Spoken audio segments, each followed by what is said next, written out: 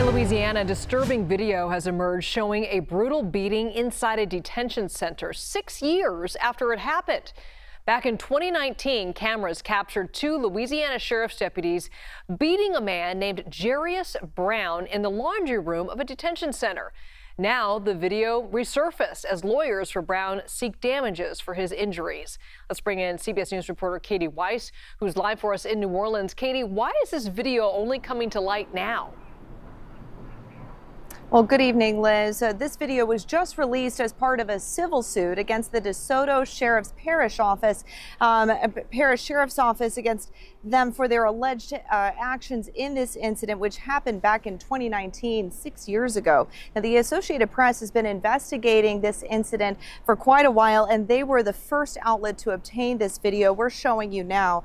It shows deputies throwing multiple punches on Jarius Brown, who is now 32 years old, 6 years later since that incident took place.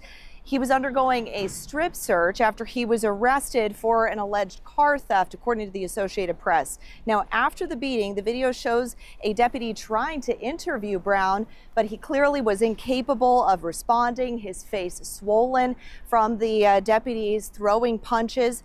Now, here's what a police use of force expert had to say to the Associated Press about his assessment of the full video. Take a listen.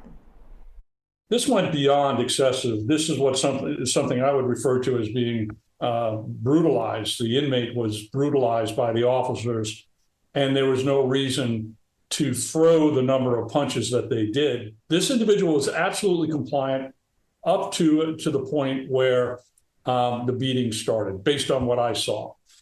To that point, once the beatings occurred, that individual was never given an opportunity to be compliant.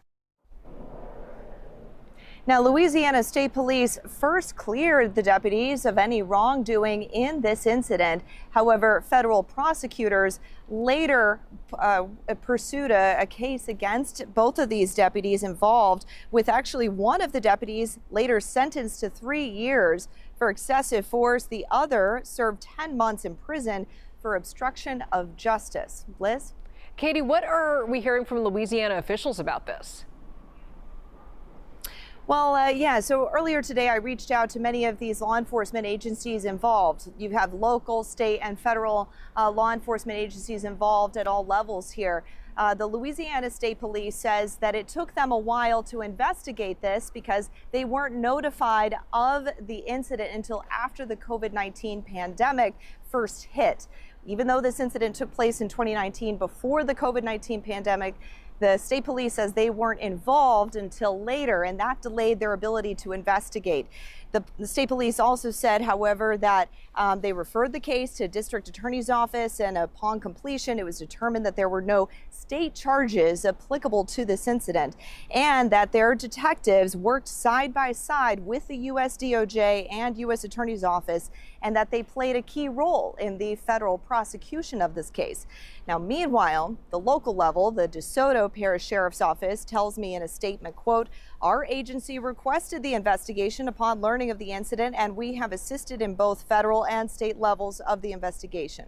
However, our agency remains in an ongoing civil case that limits our ability to speak or respond any further on the matter." Now, I also tried to reach out to Brown's attorneys today. He's being represented by the ACLU as well in this ongoing civil suit now against the local law enforcement involved. So far, I've not heard back, but of course, we'll keep you updated and let you know what happens. Liz? Kati Weis, thank you so much.